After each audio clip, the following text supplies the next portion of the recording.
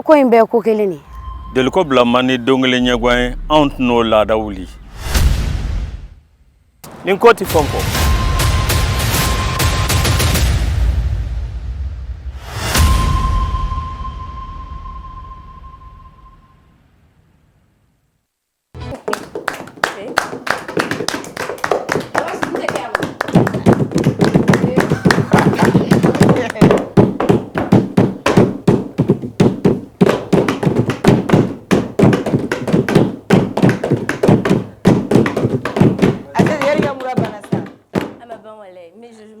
mais alsan sa fura de kɛ I bɛ ka min kɛ ta forcing ne do wa n bɛ forcing de ok a b'i bila ɲɛfɛ I bɛ na dɔɔni dɔɔni fana ɲɔgɔn ye fana bɛ bana 5 minutes 5 minutes après fana bɛ wolo i dɔ y'a wolo dɔrɔn ko pensionnaire n sɔrɔ so an bɛ to ka kɛ tan nin na i wolo e bolo k'a b'a fɔ ko e bolo ka heure yɛrɛ na pour que ne ka mɔgɔw ta u mɛnna sigilen da o b'a sɔrɔ a ci de ka ca a bolo quoi la go elle doit quitter ici à 21h pile donc a bɛ to ka signer ne dumuni ne signer ne fana bɛ se ka ɲɛ kɛ tan ten ne fana to kuma tigɛ yɛrɛ ah ka sanɲɛli k'a la wa ouais ka sanɲɛli k'a la Abbas i yɛrɛ i bɛ forme na i bɛ di ah ouais a y'i bolo cogo ye non a ɲɛnama don alhamdulilayi cɛ dɔ b'an ka da la ko n k'i fo k'ale yɛrɛ sen kasa bɛ bɔ Madu Cɔl ale sen kasa awa cɔli kasa bɛ bɔ a b'an ka yɔrɔ la ale tɛ fana e tɛ nin dɔn e bɛ fɛ ka min mɛn ne da kɛ a bɛ se bɛ min kalama ne tɛ foyi kalama j'ai rien compris a laban min fɔ ka ɲɔgɔnna b'a la ko n'a ye suɛti don wa on sait tous que ne suɛti don c'est 80 c'est normal n'a bɛ kɛ wagati de la ne ko ni nɛnɛ donna de sinon don fɔlɔ la e de kun y'a faamu dɛ a ko ka ɲi ta o bi a m'a faamu ne y'a faamuya ka taa sira min fɛ ko kirisire de don sa Absetu man ɲi ni Absetu wulila n'aw wulila avion kɔnɔ ɲɔgɔn fɛ i bɛ bin Absetu kelen to avion kɔnɔ a b'i fili sira la o para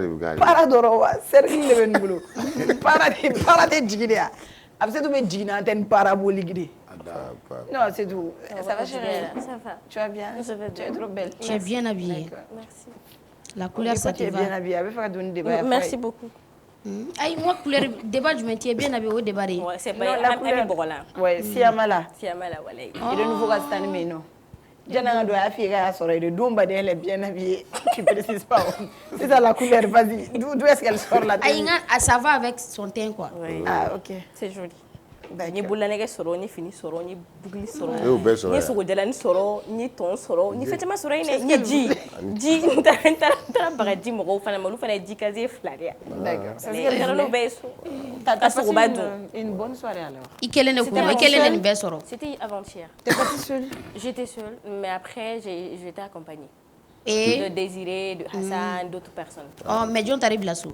i b'o ɲɛɲini Désiré de taara ne bila so a b'o kɛ a b'o kɛ Verti b'o kɛ on a mangé an ye sogoba de dun fana te Verti nin ye tɔgɔkɔrɔba ye dɛ toi ça va ka tila ka cappuccino an ye cappuccino fana min d'accord détail les détails non ok ok i ye nin bɛɛ kɛ yen tu as passé une bonne soirée je toi suis un peu animé seulement sinon ça me va pas Absetu de bɛɛ contaminé je crois bien i b'a dɔn ko épidémie bɔlen don yɛrɛ de yan non mais là ici c'est toi qui non nous c'est pas moi je te jure que c'est pas moi épidémie bɔlen yɛrɛ don aw bɛ ka tigɛ fiɲɛni dɔ bɛ ka ci sisan mɔgɔ bɛ ka tigɛ a la changement de climat voilà le changement de climat a bɛ fɔ cogo ani di ko décalage a bɛ fɔ cogo di ko vent de l'harmattan nin y'o wagati de vent ni mousson ma se fɔlɔ ah harmattan ni mousson an b'o kɛ les vents an y'o kɛ mais ne bɛ harmattan de fɔ sisan il y a combien de types de vents comme au gars les vents moi j'ai pas étudié ça ni fɛn tɛmɛna kelen kɔni kan o y'a pluraliser oui non les vents les types de vents c'est ça je veux connaître tu veux connaître ne t'i ka karamɔgɔ ye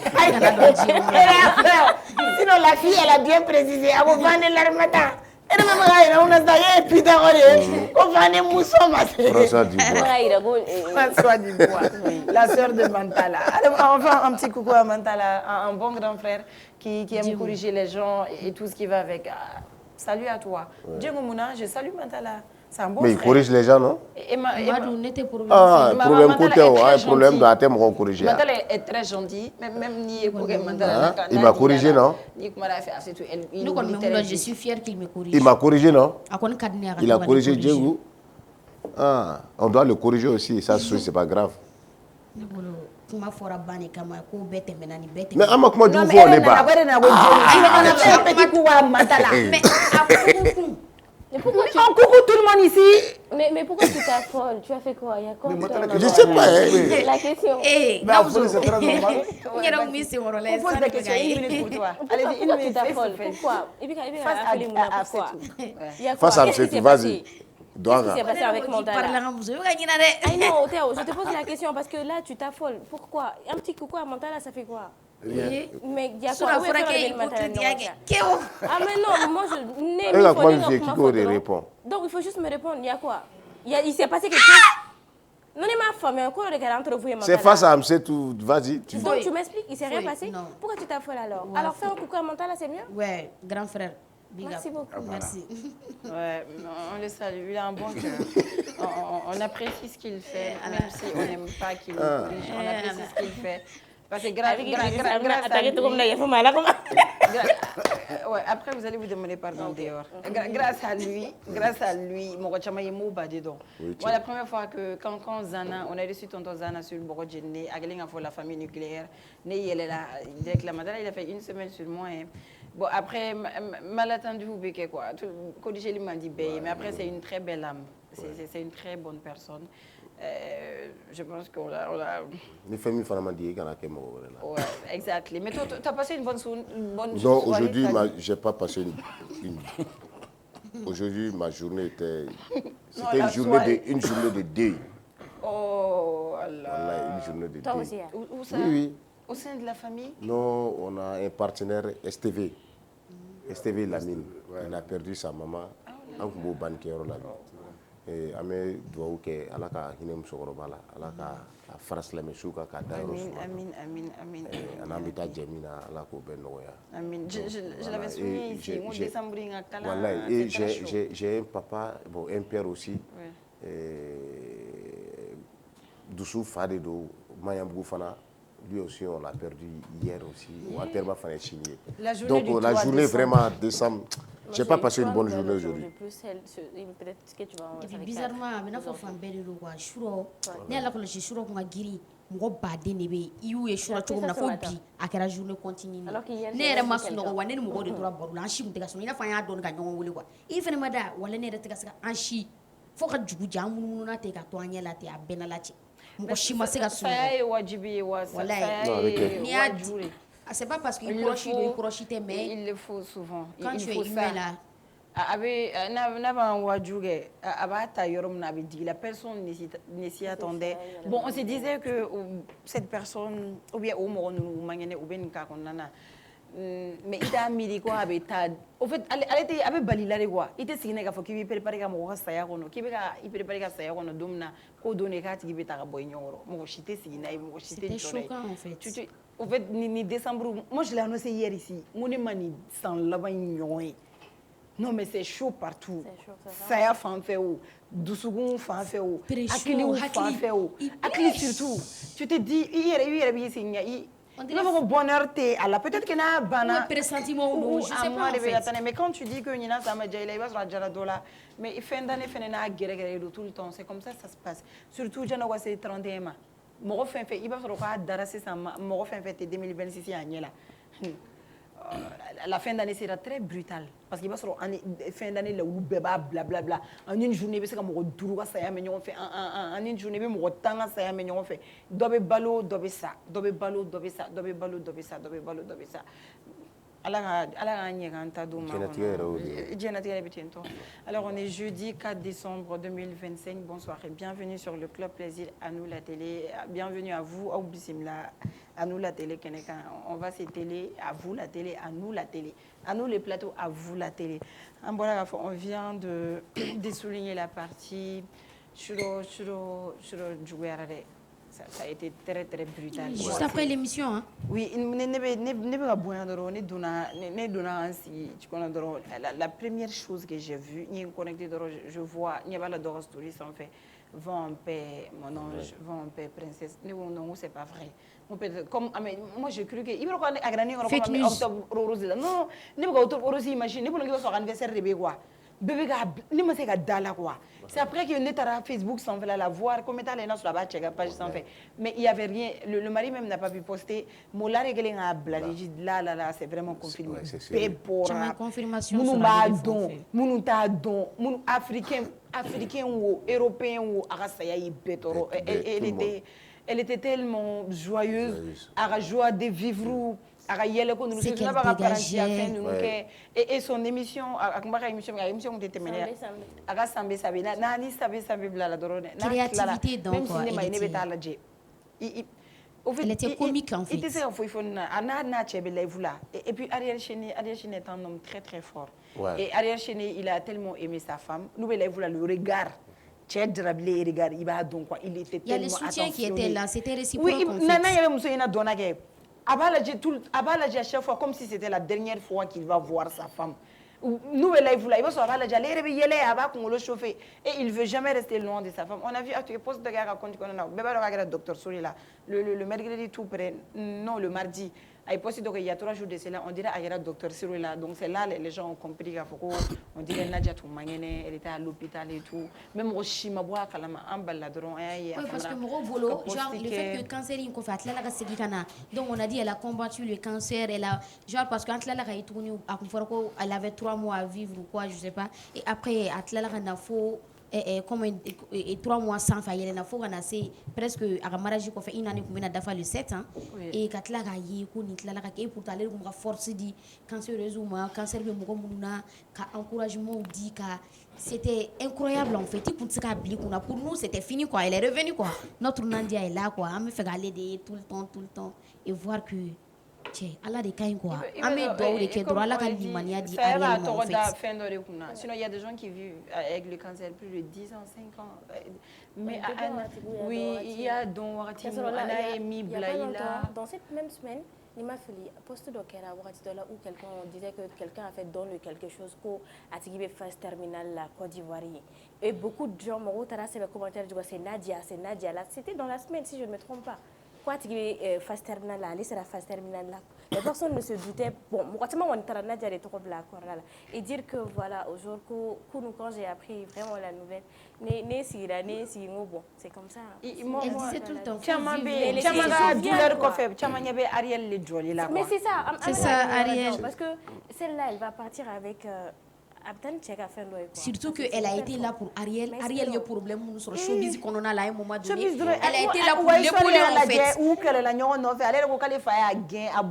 Elle l'a épaulé. Ils étaient là vice versa. Ariel ko docteur Sola wakati na mangene. Nale Ariel ba ka matla gera ale ta la wuda. Docteur ou yere be doga ingal ke. Est-ce que Ariel le mangene wa le mangene wa tellement que Ariel il était là tout le temps. Tout le temps, tu as soutenu maladie. Avec toi pour toute la vie. Moi, je m'inquiète pour la carrière d'Ariel. Ariel, il m'inquiète beaucoup parce que Niamé Ariel Cheney, c'était la fille, c'était cette dame-là. Et vraiment, cette dame, elle était là pour elle. Et c'est cette dame qui donnait la force. Sinon, Ariel est très fragile. Ariel est très fragile. C'est vrai. Voilà, pourquoi mais parce que Ariel n'y a pas mais Ariel c'est pas récemment avec Didi Yema. Ariel, il n'avait même pas fait de morceau. Donc, vraiment, moi, je m'inquiète. Ariel, il avait aussi des problèmes. Imagine, au cours de 3 ans, à Conti Belgélé là. Ouais, continue. Tu vois. On va faire général.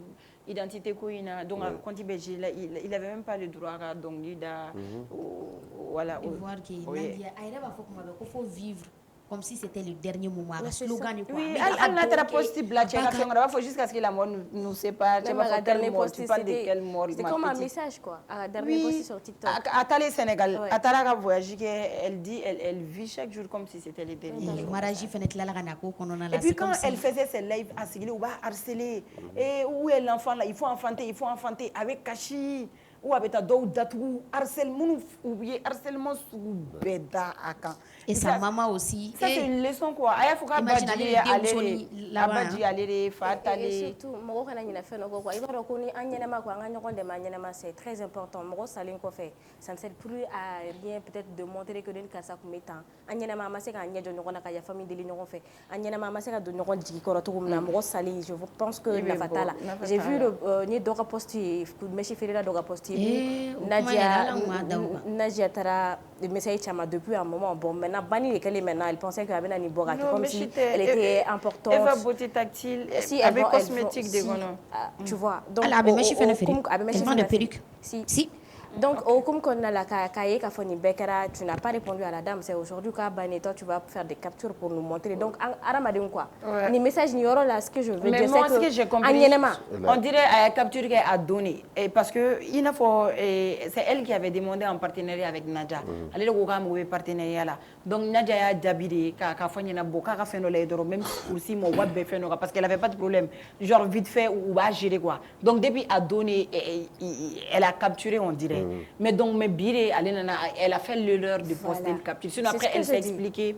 Elle s'est expliquée. Sinon, elle l'avait répondu. Déjà que c'était plus le moment, en fait. C'était plus le moment de nous venir nous montrer que peut-être la personne, tu as eu une discussion avec la personne. Amaseka minke nyogoye anyema ni be ala Afrique Malila yano ni kele ne be anyebe mo nyema na wakati mina kan se ka tigi deme ka minka yi ambe blala ka femme ka na sara kuma na on vit avec des remords. C'est ce que je dis. Tout le monde a panel ni fait mon je vis des gens sont sortis pour panel ko ndabla. En même temps, aux États-Unis, genre c'est des trucs où pas tout la dame qu'elle repose en paix en fait. Annabella, l'homosexuel, c'est lui qui fait ces vidéos. Je pense qu'Annabella, ce sont ces mêmes Ivoiriens qui ont donné de la force à Annabella. Parce qu'il n'y a pas de l'État à Yelema, à Manamanakan, où il va être challengé. Bon, où il était un muso, il est là. Parce qu'il y a au pratique un muso ou Kokoroma dou, c'est nous qui sommes avec ces personnes. Donc, on dit, Agmile, vous laquelle Dora Mariko, Nadia est décédé.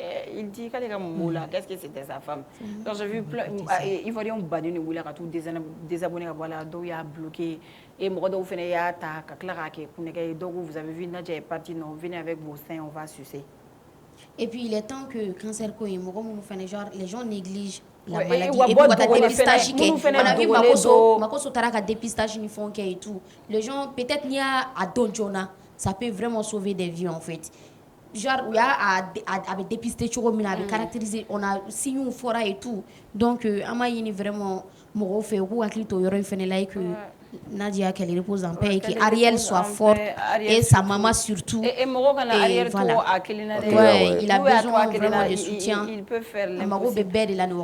Parce qu'il ne doit vraiment pas rester seul ni là quoi. Moi je me rappelle à Mantor Kassela, Arafat Kassela, il a pleuré de toutes ses forces. À Massa il est là quoi.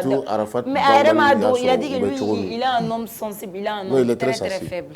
Donc il va se généralement les hommes sensibles et faibles, il va se joie de vivre, nous agiliga girinu taire au lait quand on fait. Par exemple, quand tu es sensible, tu vas prendre quelqu'un aussi sensible qui parle pas, tu vas t'ennuyer, il va faillir. Mais avec Nadia, on s'ennuyait pas. À payer le coup blood chain, alika chain toi problème, on a 10 minutes. Abeta de l'autre son rôle, ka fait ka to pour ma fou. Tellement quand nous négabi complicité dans ils sont pas mariés faut un mariage qui est betara mariage là et c'était non à dire là émission invité follow que là invité follow Ariel oui vous savez quelle heure sera jeudi Ariel pourquoi la charité bien ordonnée comme très proverbe non uga kublu kan ko jugu Ariel ñogon cega dogo Ariel ñogon cega dogo rere alni bana yorote Ariel la sa manière de regarder Nadia wallahi billahi badogo febi alni darete fela la abal la jeni regardo même sur ali aka concert do kan Nadia monter hein madu ajoli wala je lumière do ba nyela ke ibado ko aba abi iba soro a chedo fene be soro non mais c'est nous essayer ulu avec les hommes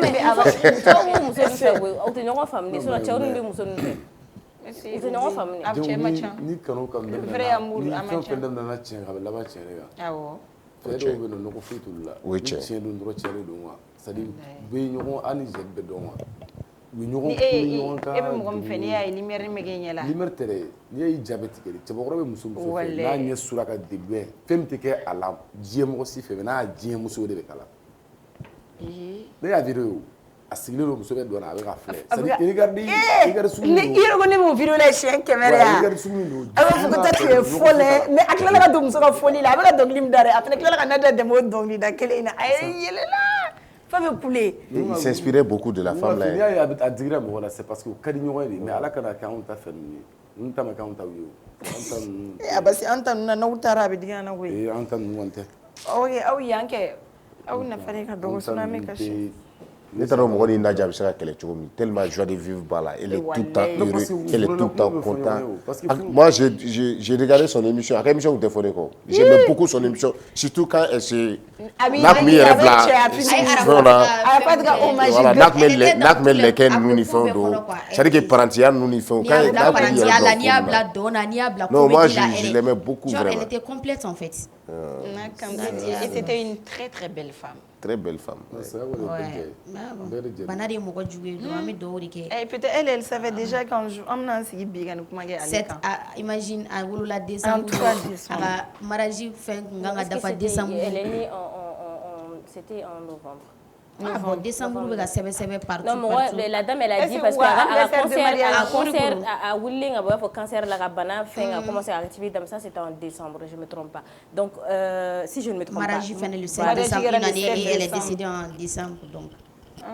Là o bɛ ka fɔ décembre ka girin dɔɔnin quoi. Ah OK. Fana. Mais c'est qui t'a 30 secondes. C'est mon année quoi. Ndi wala on mais c'est ça qu'on quoi.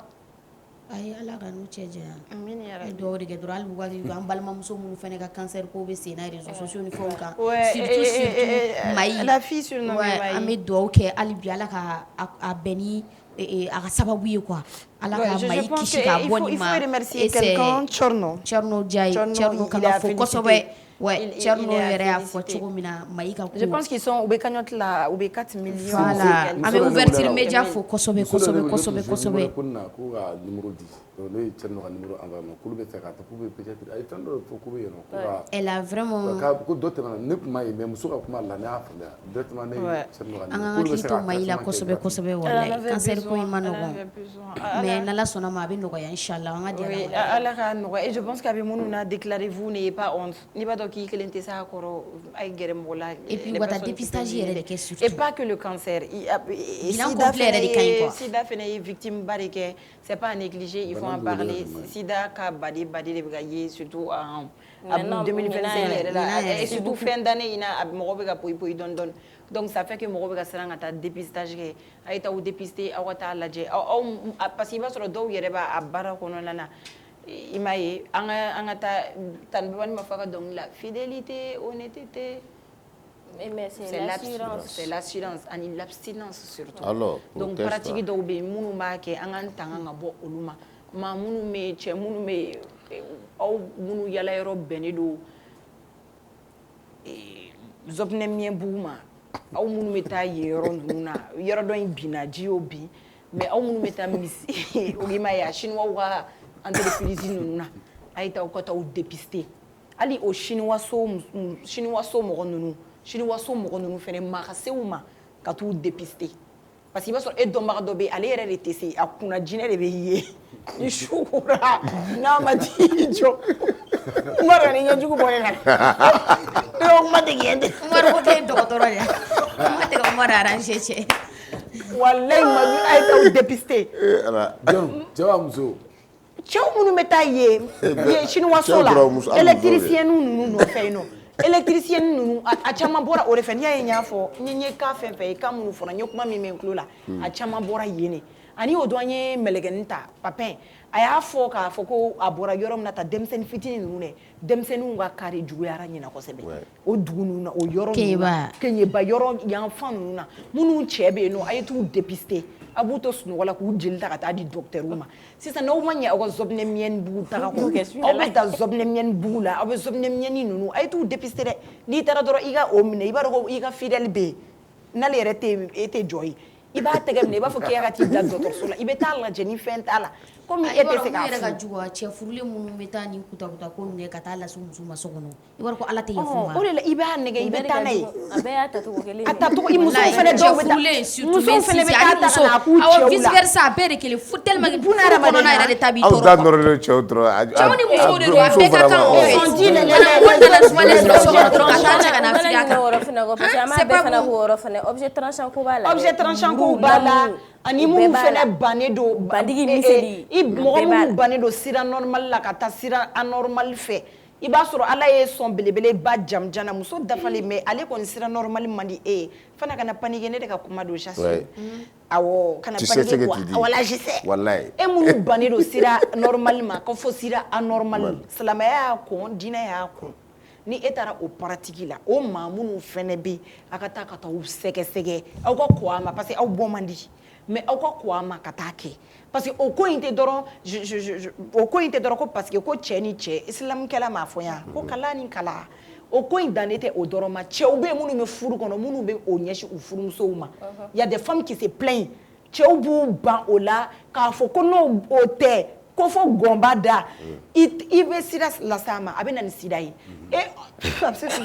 respire objet tranchant ninnu fɛnɛ minnu ka baara bɛnnen don a ma i kun dilanna i arazelikɛla i bɛ tigɛ parce que i b'a sɔrɔ bigi minnu bɛ taa bigi rasoir sa boutique la mugan ka kunsigi ninnu ni e y'i mago ɲɛ a la bi k'a da fenêtre la ko sini e pereseleni nana ko ci b'e bolo k'o la ye ten e m'a ko alcool la e m'a dɔsi i bɛ se k'a sɔrɔ zon yɛrɛ bɛ wuli a la i yɛrɛ b'a labaara farikolo fan mun na pavé de don wa citerne de don a kɔni bɛ zon bɛ k'a la donc n'a y'i tigɛ tu peux être infecté donc a yɛrɛ kɛlɛbaga yɛrɛ fɔlɔfɔlɔ bɛ daminɛ ni propriété ani l'abstinence ani la fidélité mɔgɔ hygiène yɛrɛ fɔlɔfɔlɔ muso ka hygiène fɔlɔfɔlɔ ye fidélité de bi bɛ zan fɛ yen bi bɛ nci fɛ yen bi bɛ mutar fɛ yen bi bɛ madu fɛ yen sini bɛ umar fɛ yen sinikɛnɛ i bɛ madu bɔ a la madu tɔgɔ ou bien i bɛ abasi fɛ yen e tɛ ba la o la n ko a ma n tɛ k'a fɔ minnu bɛ jɔ gidɔrɔnda dɔrɔn na ou bien minnu bɛ taa yɔrɔ wɛrɛ olu dɔrɔn t'a di dɛ a VIP bɛ yen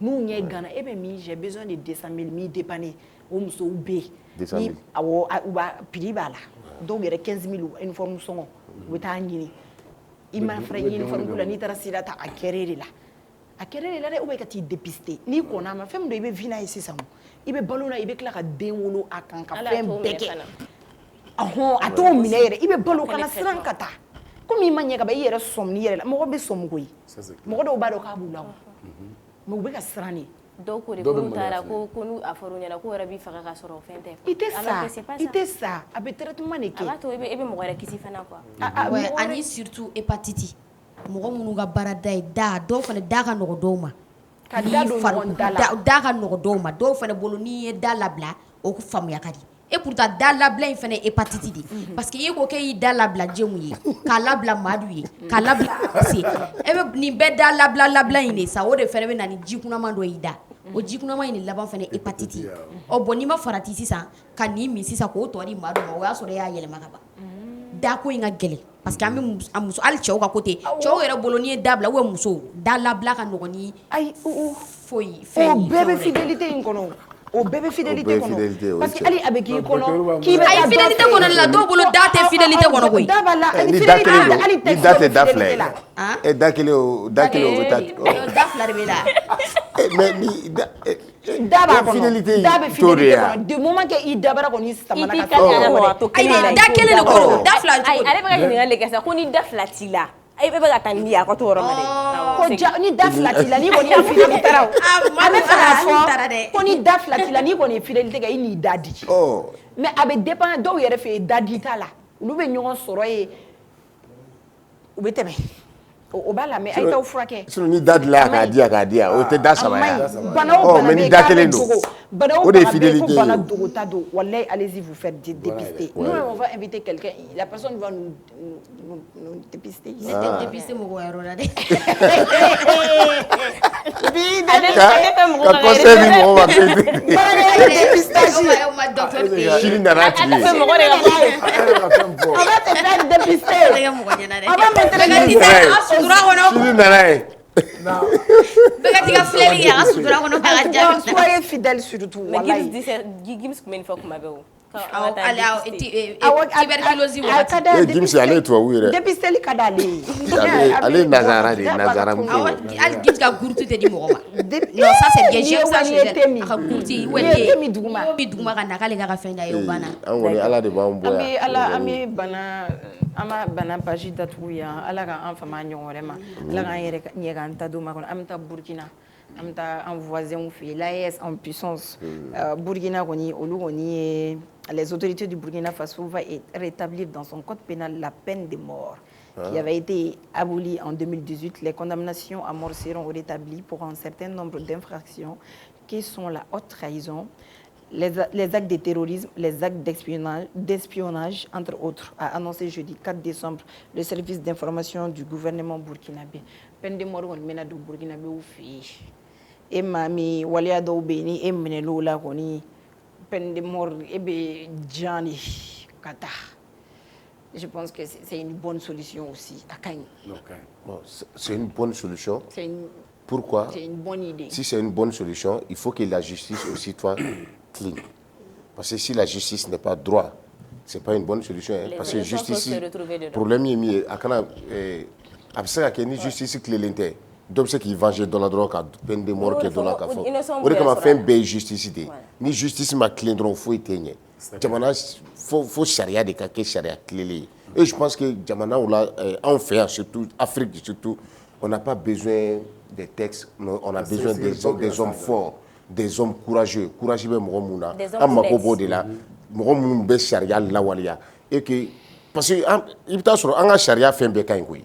Mais pour les mieux nous be charia rek adamadi mun be charia rek la bateau au lieu de clé l'inter au des problèmes. Donc ni modèle be kedron donc fa ka sega fa charia vraiment au coup janto charia là sinon djengu parce que en fait en général on fait en ga charia ou clé l'intérêt anti charia au bateau au di en ga problème yéré Afrique yéré problème yodé donc ni modèle be ke il faut que ku gakli to charia la charia au ka bateau ni jamana charia est mis fort beko de ke ka foko ka say président ka say nié ka say wartier et que charia be aller dévier non qu'elle a comment ils sont à tirer. D'accord. En parlant de peine de mort, en parlant de juges, en parlant de Salia, l'artiste international Sidiki Diabaté, il a fait un post aujourd'hui, il a enfin pris la parole. Il a fait aller reconnaître plainte de Chico contre la Nimara, contre la Charina Nimara, je pense Cheikh Nimara. Donc, elle est plainte de contre la pour diffamation, et à propos de nous, Chamaya, il y a contrat perdu. A partenariat ou tiena a joué à carrière quand a fait un chamara la parce que diffamation ni kera kaya a yere bagula nogo donc a gagné plainte d'eau aka donc après quand on a appris la nouvelle mo chama bora ka kuma et tout juste là après il y a pas moins de 2 heures il y a la dynamo do fene bora ka kuma ta ka foko ou fene bi ou sense ko beta ka tout ka plainte d'eau il a insulté la religion musulmane il a insulté le prophète Mohammed sallallahu alayhi wa sallam donc nous fene bi ou sense ka ta ou plainte d'eau nous fene ka porte-parole kuma ta donc il allait ka foko sigi de ake amba bora nous Aïcha Koné pour féliciter Sidiki Diabaté. On va regarder sa vidéo.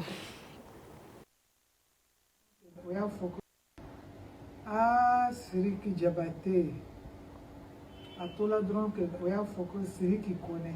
Sinon vraiment, non petit ni, il est dimi boana. C'était Dakar, c'était tout le monde de toi. Sidiki.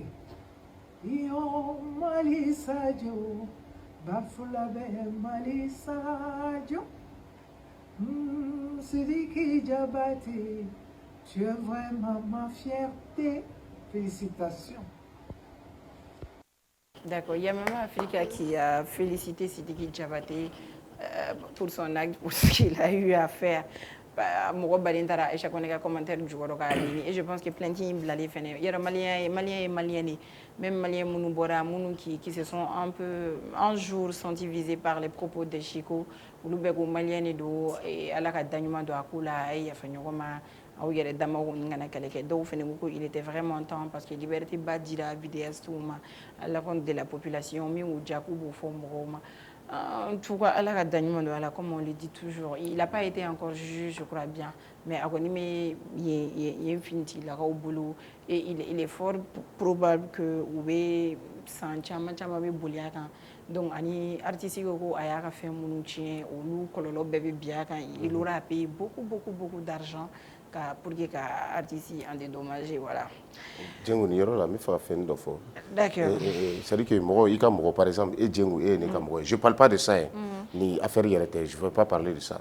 Ne ka mɔgɔ ye ne ka mɔgɔ ye là-bas c'est ni ne ye k'e bɛ ka fɛn dɔ kɛ fɛn min man ɲi normalement ne kan ka bɔ de k'a fɔ Djengo i bɛ ka nin kɛ nin man ɲi ne ka mɔgɔ de ye n tɛ se k'i labila n tɛ se k'i di diɲɛ ma mais n tɛ se k'i labila mais je vais t'appeler en bas n bɛ kuma i fɛ i bɛ ka nin min kɛ nin dabila nin tɛ ko ɲuman ye ça c'est pas bon du tout mais n'Ala y'a kɛ ni ne ma kuma i fɛ e que don kelen ko dɔ nana e sɔrɔ i binna dɔ kan parce que diɲɛlatigɛ o de ye ko ni i bɛ ko la n'a bɛ bɛn i yɛrɛ ma n'a bɛ bɛn i yɛrɛ ma a ka ɲi n'a tɛ bɛn i ma o kɔrɔ k'a man ɲi ni Ala ye don dɔ sera k'e ye problème sɔrɔ ne fana tɛ se k'a bɔ k'a fɔ min kɛla e ni min bɛ ɲɔgɔn na karisa karisa a bɛ tan a bɛ tan mais e b'a kɛ don min ne tun bɛ min ne tun kan ka kuma i fɛ o don c'est à dire que fo an ka ɲɔgɔn bilasira diɲɛlatigɛ yɛrɛ o de ye quoi an bɛ dugawu de kɛ vraiment Ala ka jisuma kɛ nin fura ye et que vraiment que tous les Maliens prennent conscience mɔgɔ ni mɔgɔ tɛ hakilina kelen i ni mɔgɔ tɛ se ka kɛ hakilina kelen i n'a tigi bɛ ɲɔgɔn échange ni fɛnw kɛ par exemple moi Momo Walaka Momo waati dɔ kɛla a kun k'a bɛ plainte kɛ ne kun ka yan a kun m'o fɔ a mais o ye hakilina kɛlɛw de ye hakilina parce que an ma ɲɔgɔn faamuya fɛn dɔw la i m'a faamuya i ye nin fɔ bon ne ma sɔn i ta ma vraiment ne fɛ a kan ka kɛ tan de ne fɛ nin jɛman in de don ne fɛ finman de don i bɛ se k'o fɔ mɔgɔ min k'a sɔrɔ i ma nɛni kɛ o k'a sɔrɔ i ma don a somɔgɔw la cogo dɔ la o hakilina i bɛ se k'i hakilina fɔ k'a sɔrɔ i ma mɔgɔw somɔgɔw ta k'a sɔrɔ mɔgɔ somɔgɔw dɔgɔya vraiment il va falloir que an ka conscience ta vraiment la jeunesse malienne que nous soyons conscients an ka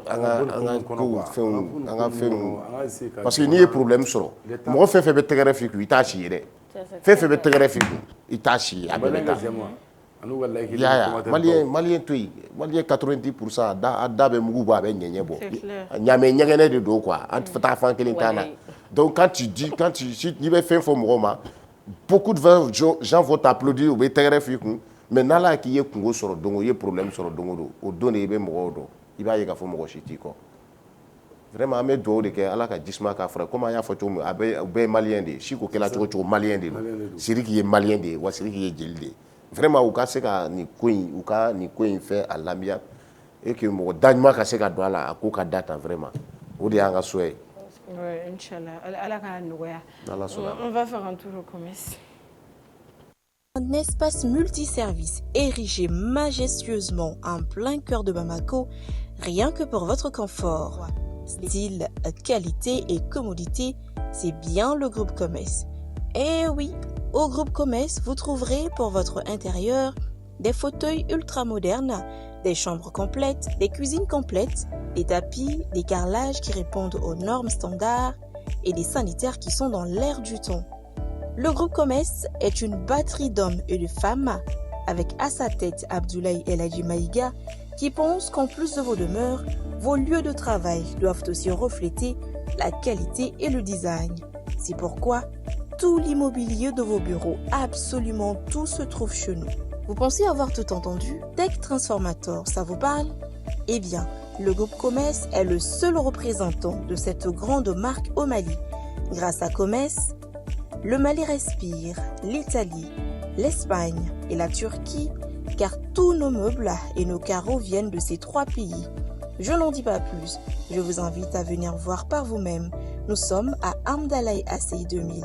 Vous pouvez également appeler au 70 18 76 76, au 76 25 25 96 ou au 70 18 79 79 pour être davantage édifié. Une bonne journée réussie dépend d'une bonne nuit de sommeil.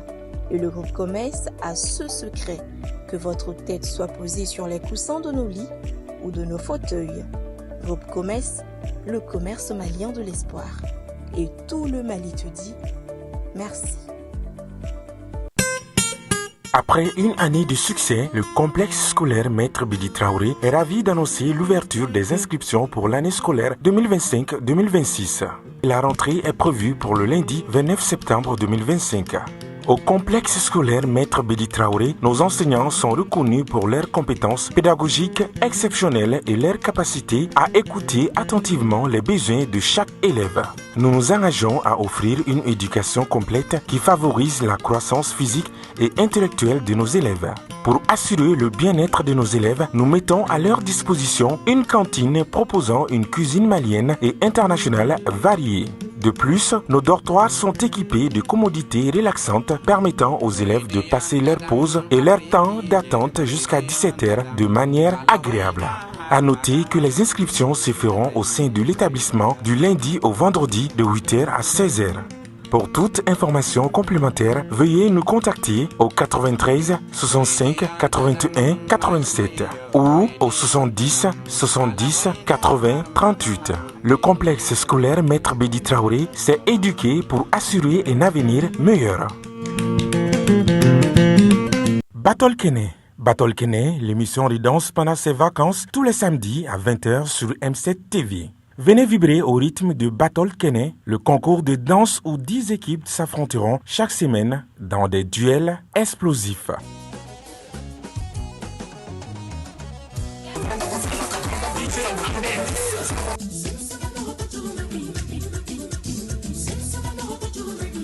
Danse traditionnelle, danse moderne et le face-à-face final.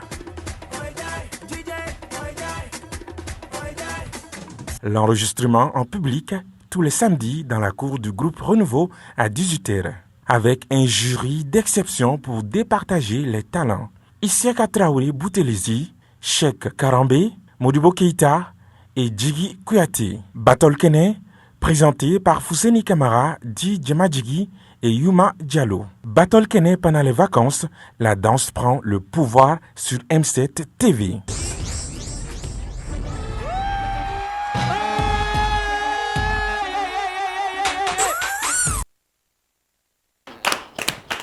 Hello. Ça va chérie? Ça va. Tu vas bien? Oui, ça va. Il veut ton douna. Voilà. Ok. Il veut ton échouinao. Mais on est fin doux. Tout le monde. Ah, ton gel, ton message, ton affaire. Il faut que les farnachi de bouli si ça tout ni insecte nous chine ta fait. Toi une kasa yere mandi. Ça doit. Non, soon. Jana ye bama fara ne don wura ta kun fɛ. Mali. E o doit. Bama fara. Mi. Kabako. E o dumi. O baden ne bɛ faransi ni Maroc na. E o dun ya. A ko b'a ka a fara yɛrɛ de wuli a fɛn ka bila tile la. Événement ba bɛ kɛ yan nɔ fana affaire ninnu caman bɛ sɔrɔ yen donc. Bama fara. Cɛ i b'a dɔn k'an bɛ k'an ka fɛn caman fili fɛn bɛɛ ye dumuni de ye. An ka fɛn caman bɛ hali an bɛ ɲɛgɛnna. Tiɲɛna ne ka dumuni ko c'est ne mara ka di yɔrɔ bɛɛ walayi ne taara yɔrɔ bɛ dumuni kɛ. Fana i kelen bɛ ɲɛgɛnna taga dun.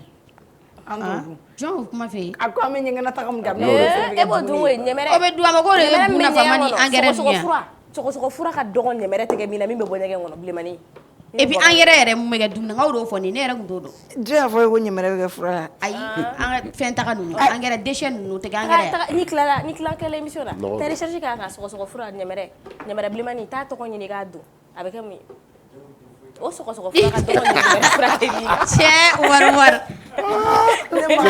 Ne magara ka client na de a ka niveau a duba no digira la bire Doraji bɛ yan. a bɛ k'i miiri depuis stagiaire de la dɔw il s'est dit cɛ ese tɛ taa nin kɛ nin bɔra a kan ka fɛ ka venger ouais depuis yɔrɔ dɔ in binna ji la Umar ma kɛ mɔgɔ ye bilen mɔgɔ caman tor'o la dɛ Bilbo. yeah on est de retour en Nana, bienvenue.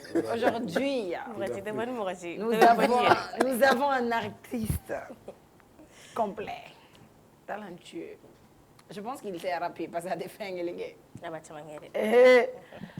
On pourra zigir là. A taara Tanbani Sulemani Fasala. A kɛra kumari. Ou bien i b'a sɔrɔ ziri i bɛ janni ka kɛ kumari a bɛ se tɔgɔ i bɛ ziri de daminɛ. Ne tɛ jinɛtigi o. I bɛ taa kɛ yɔrɔ la a bɛ daminɛ yan. Walayi n tɛ jinɛtigi n tɛ se k'o f'i ye. Ayisa e bɛ taa don minnu na kumari ninnu. U bɛ min fɔ. Ayisa komi e b'u ka di e ye quoi n'u bɛ na yan e b'u tɔgɔ dɔn kumari ninnu. Ne bɛ jɔn tɔgɔ dɔn kumari ninnu wa parce que bamanan dɔnkili de don o de kama ne b'u lamɛn. Sinon e b'i ci bɛɛ bila n'u nana yan don min na. Ayi n bɛ taa ne y'o fɔ bɛɛ. Bon sisan n tɛ k'i indexer quoi. Ayi indexer tɛ je sais. Sisan i bɛ ziri de da ka sɔrɔ ka kɛ kumari ya. Ça dépend. Sinon zigiri dala caman fana bɛ jinɛ dɔnkili da. Zigiri dala dɔrɔn tɛ dɔnkilidala wɛrɛw fana bɛ jinɛ dɔnkili da mais caman kɛ bɛ k'i dogo de. Sinon n'i taara kɛ yɔrɔ la i b'u y'a dali la. Ah d'accord. I taara ye minnu ye olu y'a daminɛ zigiri la. Bon je sais pas tellement. Mais ko dɔn min bɛ zigiri da awɔ. D'accord. E t'a kɛ yɔrɔ la e ko k'e ye caman olu b'a da fana e taalen olu bɛ cogo di parce que ale y'a ta fɔ ale yɛrɛ ko n'i taara k'i b'u baden est-ce que e dɔ ye min bɛ sigi a bɛ ka kumariya kɛ ne Arama yɛrɛ de e taara fɔli yɔrɔ min na Arama yɛrɛ de tun bɛ Arama yɛrɛ de b'a bɛɛ kɛ Adama ye jɔn ye o ma i tɛ invité tɔgɔ dɔn de Adama ye jɔn ye mais ne ma invité introduit on m'a introduit fɔlɔ sinon e ko ko zigiri ni ye zigiri kɔni fɔ fɔ ko tu as besoin de formation i tɛna ne coron yan ne fana y'a dilan k'a d'i ma de o deux semaines kɛra i nalen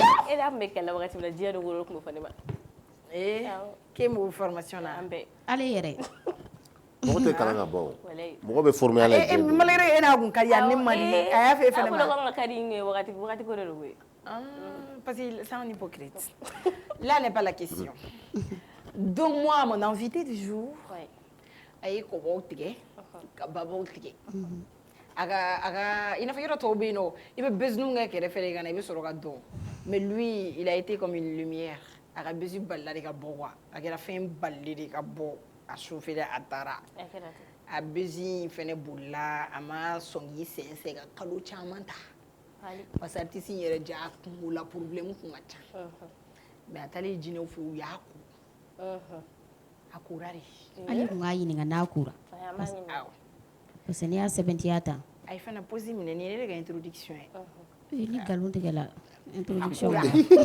kuma ka ca ne a kora a kolen a ye bɔra yiri dɔ kɔrɔ n y'a ye yiri dɔ kɔrɔ a bɛ ka kan fɔ kumaw fɔ a tun bɛ sɔnni na o vidéo kan o ko nin y'a daminɛtɔ ye yiri yɛrɛ yiri jɔli ala ka yiri dalen a y'a kɛ yiri min kɔrɔ wa ne t'o sun dɔn yiri de kɔni don bulu b'a la yiri quoi yiri en temps normal mais n t'a sun dɔn mais n y'a ye yiri kɔrɔ sɔni modèle jɔ sɔni ne t'a dɔn quoi a kɔni bɛ ka sɔnni kɛ a tun bɛ ka kuma a bɛ ka fɛnw da a tilala ka fasaw la o nin ye baara bɛɛ daminɛ de ne ko n ko mun zikiri taara min parce que ale ka ko ninnu kun cayara quoi a wagati adama tɔgɔw kɛra problème ye Mali la awa b'a tɔgɔ dɔn sisan o de ye ne ka invité o kun kɛra problème ye adama dɔw taara o ma na ale adama fɛnɛ nana k'a bɛ taa an ko adama e tɛ taa koyi an y'a wuli ale la ka tila k'a sumaya ale kɔ mais a nana a diyara n ye parce que janni n ka don n'a ye janni a ka don a yɛrɛ la ale yɛrɛ ye jɔn ye ale b'i da don ale bɛna hakilinata fɔ an ye fɔlɔ a balimakɛ a artiste ɲɔgɔnɲɔgɔn o ka nin kɛwaleya in o ye nin plainte donni min kɛ ale hakilinata ye mun ye o la o ka kan a ye tɛgɛrɛ fɔ k'Adama kun Adama jamu Adama Adama Kulibali Adama ne bolo ko Jabate ni an Adama Jabate ɲɔgɔn e bɛ ka verre de pour que ka jɔn bagabaga jinɛ ka verre da Adama i cɛ ka ɲi dɛ depuis ne wɔna Adama i cɛ ka ɲi dɛ kamalen ɲuman don dɛ mais Adama sisan i kɔrɔbayara kojugu yɔrɔ non ne ma kɔrɔbaya fɔlɔ e ma kɔrɔbaya denmisɛnnin de don dɛ il est toujours mineur Adama ye mineur ye on est mineur de toujours Adama n'a kɛ 17 ans a ma 18 ans yɛrɛ sɔrɔ fɔlɔ mais Adama tun tɛ appartement na waati min na ne m'a fɔ ale de y'a fɔ a yɛrɛ de y'o fɛ yan Adama tun bɛ taa appartement na o ni sisan ye san joli o ni sisan ye san joli il avait 15 ans a tun bɛ taa kɔrɔw de nɔfɛ mais Adama yɛrɛ bɛ se ka appartement ta cogo di denmisɛnnin fitinin musokɔrɔba minnu bɛ kɛ appartement Fana t'a manager pendant combien de temps Fana kɛra i ka manager pendant combien de temps Fana ye manager ni Fana la mito a ye ka manager a ye manager combien de mois i tɛ dɔn manager mais i b'a a ka kow dɔn i bɛ gɛrɛ a la k'a dɔn mais i t'a to Adama yɛrɛ k'a jaabi voilà sisan tu n'es pas invité on a invité Adama zikiri Adama Kulibali Adama foli ni y'an layɛbagaw ma dɛ n kanubaga bɛɛ lajɛlen fo a diyara n ye n bɛ n jatigi bɛɛ fo maaw yɛrɛ fɛnɛ fo foli diyara n ye bɛɛ lajɛlen ok Adama ka ɲininkali kun fɔlɔ n y'a f'i ɲɛna cogo min na an ye i balimakɛ i artiste to ɲɔgɔn i kɔrɔkɛ a ye plainte don vidéo mani dɔ contre la min y'a buruja k'a nɛni e hakilina ye jumɛn y'a la Aïcha ko ne bɔra o fana y'aw artiste ɲɔgɔn dɔ mais kɔrɔbalen ale bɔra k'a féliciter e yɛrɛ hakilina ye jumɛn bon bɛɛ ni hakilina don ne tɛ se ka foyi fɔ mɔgɔ la ayi kuma kɔsi Adama i pɛrɛn dɔɔnin i tɛ k'i pɛrɛn i bɛ ka siran ka kuma bɛɛ ni hakilina dɔ cogo di bɛɛ ni hakilina tɛ yan mais a ye min kɛ a ɲɛna bon mɔgɔ si de tɛ sɔn i masa ka dɔgɔya quoi est-ce que i ye n faamu mɔgɔ b'a yɛrɛ kalama k'i nana de i tɛ sɔn masa ka dɔgɔya quoi voilà.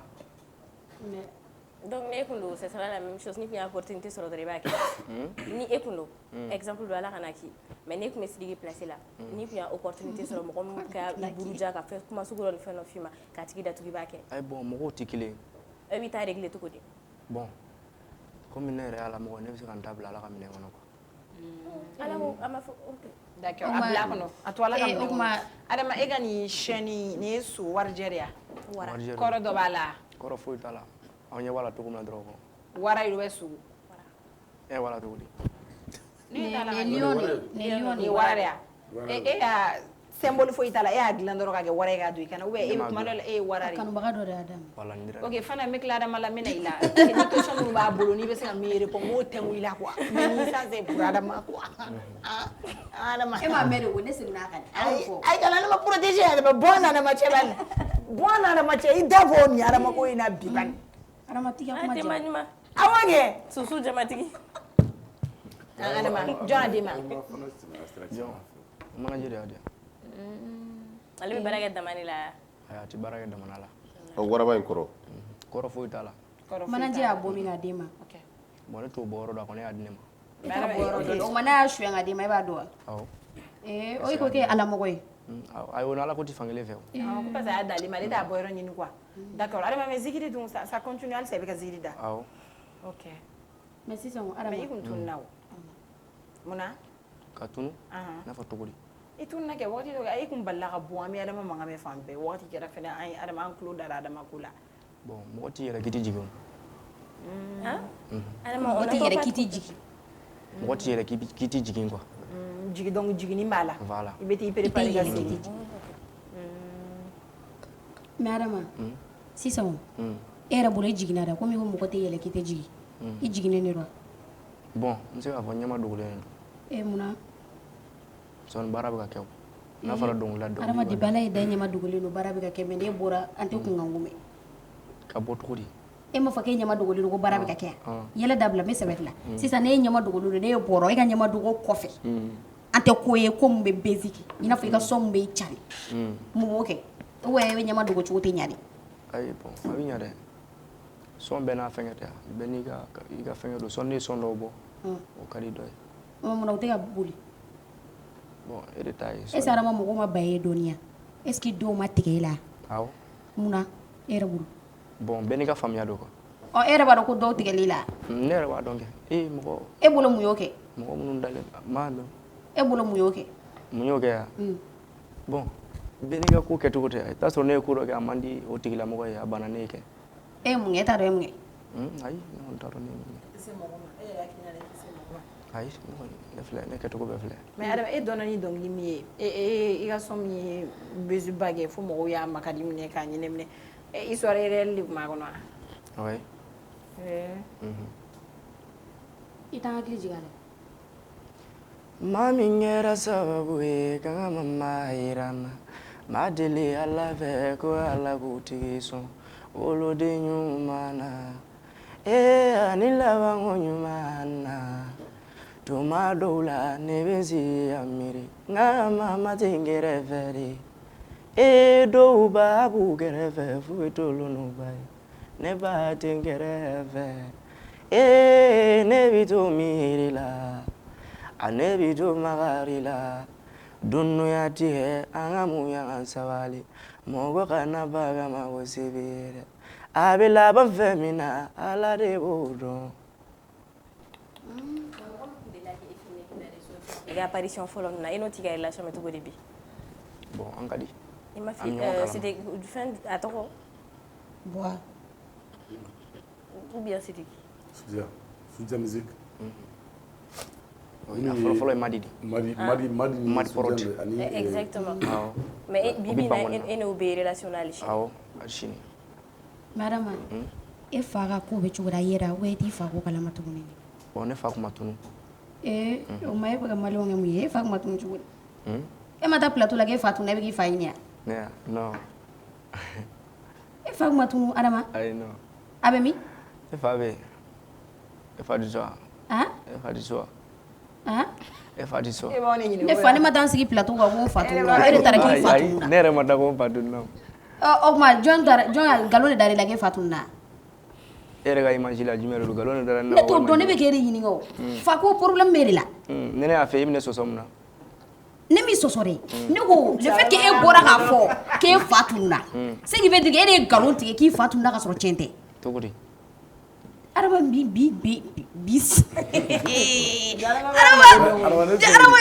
galon tigɛ de e m'a fɔ k'e fa tununa an bɛɛ m'o ye réseau sanfɛ fo fa fila nana kɛlɛ k'e nɔfɛ a y'a mɛn mɔgɔw de da ne a y'a image de la ko fa tununa o ma bɔ ne da mais pourquoi image bɛ fɔ ko mise en scène de don wa exemple do pourquoi e sɔnna ni fa côté la ni ko sugu ka wuli nɔfɛ surtout en tant que artiste zigiri surtout ok conseil n bɛna wala sa b'a faamu a bɛ diya n ye sɔni ni ye ne ɲininka ne tɛ kuma o ne ɲininkara don min na ne ma kuma o ne kunkolo ta ka segin dɔrɔn de i y'a faamu kɔni bon n bɛ se ka dɔɔnin de fɛ aw ye quoi kosɛbɛ o bɛ diya n ye est-ce que i y'a faamu ayi bon walima de n bɛ se ka dɔɔnin de fɔ sɔni ne ko an b'a fɔ an tɛ bɔ yan o est-ce que i y'a faamu bon n bɛ se k'a daminɛ ne fa i yɛrɛ ɲuman ko ne fa tunna ne fa ma tunu mais ne ni min tun bɛ baara la kɔrɔlen n bɛ se k'a fɔ n ka manager kɔrɔ est-ce que i y'a fɔ bon ko in bɛɛ daminɛna wariko de fɛ quoi ko in bɛɛ daminɛna ni wariko de an nana wariko kuma de la plateau sanfɛ est-ce que i y'a faamu bon min kun labɛnnen don ka ne kɔnɔ ne tun t'o dɔn quoi a ko wariko in kɔnɔna la ko ne t'i n fa fɛ quoi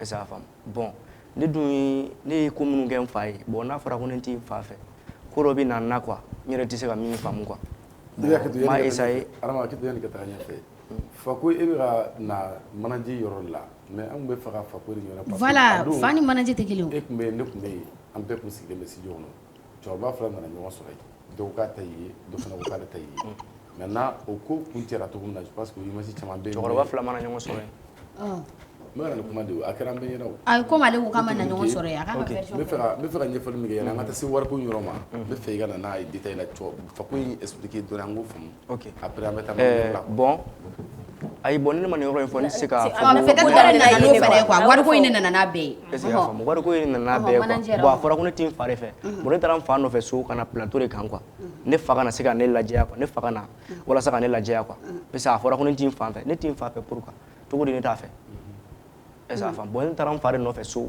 ne fa ka na plateau ne ni n fa bɛɛ an ka fara ɲɔgɔn kan a ka na n'a sɔrɔ ne t'a fɛ ne b'a fɛ a k'o fɔ quoi diɲɛ fɛnɛ k'o mɛn quoi est-ce que i y'a faamu bon o de kɛra sisan an kumara plateau bɛɛ bannen an bɛna taa i yɛrɛ ɲuman k'a kɛra i ɲɛna i y'a ye o a bannen de an bɛɛ tatɔ so a fɔra de ko cɛkɔrɔba dɔ bɛna na ne tun bɛ bon ne y'a jate k'a bila minɛn kɔnɔ ne bolo a bɛna fɛn dɔ de fɔ karisa i deli ka parce que ne yalala quoi ne ye yala dɔɔnin kɛ quoi a bɛ se ka kɛ wala ne taara dɔw fɛ yen komi bin kɛra ta a bɛna fɔ ko a tɛmɛna ne fɛ yen walima ka kuma dɔw sɔrɔ ka fɔ quoi ne bali min na u bɛ ka ɲɔgɔn sama sama a bɛ a don tan a bɔ tan wolosɛbɛn b'a bolo nin ye ne wolosɛbɛn nin ye a bɛ tan tɔ u ka taa nin jolita kɛ a ka kɛ tan quoi ne ma sigi ne t'a dɔn nin bɛ yen quoi i n'a fɔ bɛnkan de kun don wa olu de banna kan ne t'a dɔn min bɛ yen o fila ninnu de bɛnna kan ayi fila ninnu ma bɛn kan dɛ a bɛ i n'a fɔ émission labɛnna de parce que o tun ye weleli kɛ k'a fɔ ko ale den de ye Arama ye nin fɛnɛ ni cɛkɔrɔba min nana o fana o ko ale ye Arama fa ye maintenant u mana heure kelen la quoi donc ninnu kɛlen ka émission kuncɛ waati o bɛnna ni dɔ ye fɛnɛ mais sisan o k'ale ta ye Arama ye mais sisan mun nana sisan Arama y'a fa mun wele ka na on est d'accord o de ye Arama fa ye donc mun ye weleli kɛ peut-être o kun ye mise en scène de pour que kana émission ja mise en scène tɛ dɛ o fana ko k'ale ye Arama fa de ye k'ale de ye Arama fa ye Arama ka wolosɛbɛn b'ale bolo papier b'a bolo e ye mun faamuya o la bon maa kɛ cogo di parce que o y'a sɔrɔ denmisɛnniya fana bɛ nin na a don ayi mais sisan ne bɛ fɛ ka mun dɔn pour que k'a lajɛya ni mun ye Arama fa ye Arama ye mun wele n'a sɔrɔ o de y'a fa mais sisan e ka denmisɛnniya la e wolola i fa tɛgɛ kɔnɔ n wolola tɛgɛ kɔnɔ ka mɔ a tɛgɛ kɔnɔ awɔ kɛ o tuma la mun ye weleli kɛ o ni Arama ko ka t'o dɔn Arama ye mun wele mɔgɔ bɛ se ka fili fa ma cogo di non o tɛ parce que Arama ka cas kɔnɔ ne bɛ se ka min fɔ a la parce que on a vécu ensemble an b'a dɔn ko in kɛra cogo min na ko in kuma cayara trop quoi parce que Arama ka cas la mɔgɔ kelen tun b'a ko la k'ale y'a fa ye o mɔgɔ baden de tun b'a kuma la o bɛɛ ko ko n t'a dɔn bɛɛ ko ko n t'a dɔn parce que i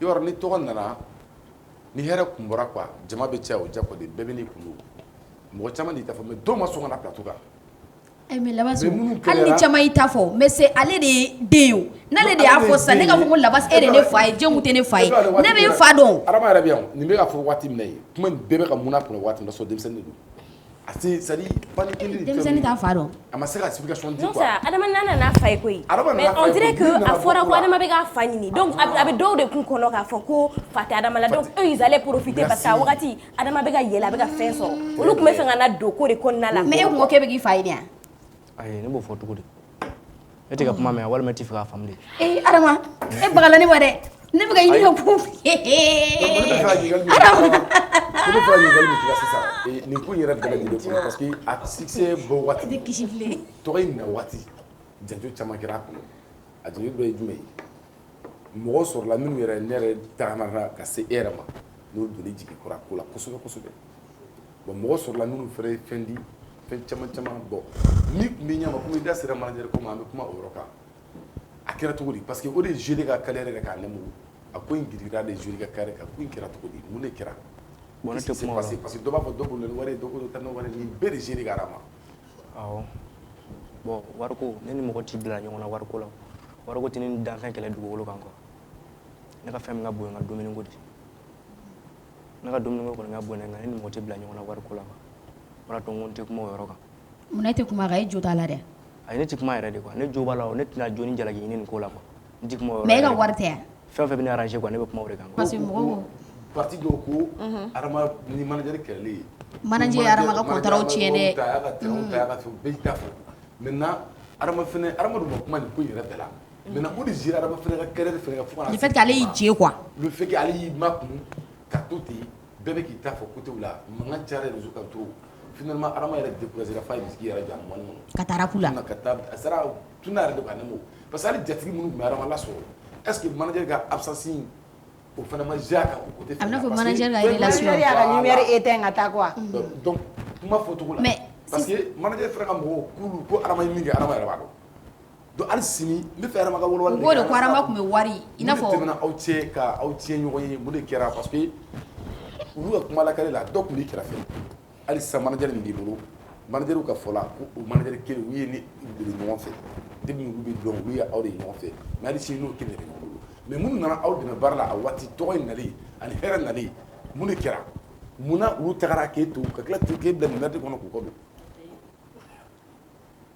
mun kɛra n ka danni kuma wɛrɛ adama kuma dɛ i tɛ kuma e de kana plateau ka kɛ ten o tɛ se ka kɛ dɛ ko tɛmɛna an bɛ se ka baro kɛ parce que a waati na ko tɛmɛnen ka ban sa adama i bɛ se ka a baro kɛ ou bien juste problème n'i ye e bɛ ka vie alhamdulilayi bɛɛ b'i ka niveau ou bien n'e kuma la sa i bɛ problème de sɔrɔ ne bɛ fɛ ka ɲɛfɔli kɛ ɲɛfɔli min ni i kanubaga minnu bɛ yen n'i tununa u la e bɛ ka dɔnkili la koyi i bɛ tiktok sanfɛ i bɛ réseau kan an sɔnna on est d'accord mais i bɛ k'i se kɛ mais adama mɔgɔ caman de bɛ tunnen bɛ mɔgɔ minnu na peut-être que pour n'olu bɛna e la sɔrɔ sisan u bɛ tɛmɛ ni sira minnu ye ani minnu kan ka kɛ ani baara minnu b'i bolo an bɛ fɛ ka kuma ɲɛfɔli kɛ an y'o de kan kosɛbɛ bon munna ne tununa oui parce que ko in yɛrɛ kɔfɛ i tununa yɛrɛ de pewu i bɛ ka dɔnkili la dɛ i bɛ ka baara kɛ dɛ mais munna compte de minɛna e tun bɛ baara kɛ ni compte kɔrɔ minnu ye e tun bɛ taga là aussi fana bɛ ka jaabi e bɛ kɛ question sugu kɔnɔ pour que a se ka faamu quoi a b'a dɔn n bɛ fɛ ka yɔrɔ min fɔ a y'a faamuya o a ka ɲɛfɔli ne y'a dɔn e fɛ k'o fɔ mais kanubaga minnu bɛ yen adama ye faamu ka tɛmɛ diɲɛ bɛɛ kan vas-y allez-y ayi ne y'i faamu mais voilà n ko an ka tɛmɛ quoi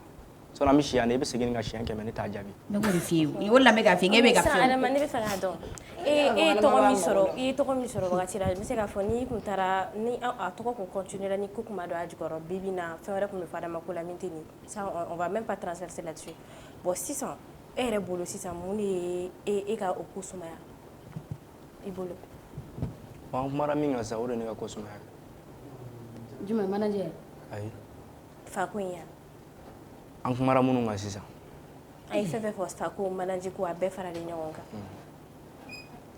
mais e yɛrɛ jɔyɔrɔ kɛra jumɛn de a ko la e yɛrɛ ka jɔyɔrɔ kɛra jumɛn de a ko la qu'est-ce que tu as fait i ye jumɛn de kɛ pour que voilà i kana to nin ko kɔnɔna la tantôt voilà n kana to nin ko kɔnɔ sila quoi makuna quoi n ye makun min kɛ yan bon o de y'a to n ko bɛɛ n'i tɔgɔ dɔn nin ye ne tɔgɔ de ye quoi nin ye tɔgɔya donc ko kɛra e yɛrɛ y'a mun i tɔgɔ la siɲɛ kelen e tɛna foyi kɛ i b'i yɛrɛ to tan mais jalaki yɔrɔ bɛ e yɛrɛ la i yɛrɛ bolo est ce que i b'i yɛrɛ jalaki yɔrɔ dɔ la a la k'a fɔ ko ne yɛrɛ adama kun man ka nin kɛ ne yɛrɛ kun man ka nin kɛ yan ayi bon ne bɛ n yɛrɛ jalaki i n'a fɔ cogo di sisan i n'a fɔ sisan a ko la parce N'i que ko kun y'a mana dɔn kɛ wa? cogo cogo Ni non misara ni kun quoi. y'a tɛ ni kun y'a dɔn tɛ parce que ko dɔw mana kɛ cogo cogo i bɛ taa sɔrɔ n'i ye a sen i yɛrɛ ka e tɛ nimisa e tɛ nimisa mais i mana a sen cogo cogo n'i y'i jo sen i b'a fɔ k'i b'i jalaki e bolo jalaki yɔrɔ foyi t'a e la a ko la a kɔni kɛra e de la bon mɔgɔ t'i ka i bɛ mɔgɔ bɛ ko kɛ quoi i jo tɛ min na quoi ko dɔw bɛ yen i jo t'a la a ye man di quoi est ce que i y'a faamu mɔgɔ wɛrɛ de bɛ se k'a ye k'a f'i ye quoi